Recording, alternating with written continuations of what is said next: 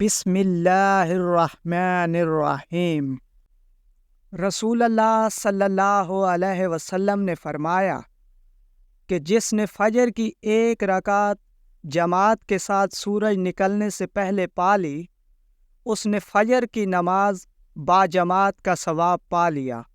اور جس نے عصر کی ایک رکعت جماعت کے ساتھ سورج ڈوبنے سے پہلے پا لی، اس نے عصر کی نماز با جماعت کا ثواب پا لیا۔ رسول اللہ صلی اللہ علیہ وسلم نے فرمایا کہ رات اور دن میں فرشتوں کی ڈیوٹیاں بدلتی رہتی ہیں،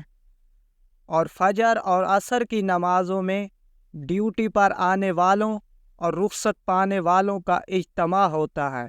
پھر تمہارے پاس رہنے والے فرشتے جب اوپر چڑھتے ہیں تو اللہ تعالیٰ ان سے پوچھتا ہے، حالانہ کہ وہ ان سے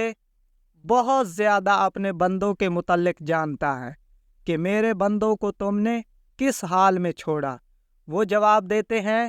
کہ جب ہم نے انہیں چھوڑا تو وہ فجر کی نماز پڑھ رہے تھے، اور جب ان کے پاس گئے تب بھی وہ عصر کی نماز پڑھ رہے تھے۔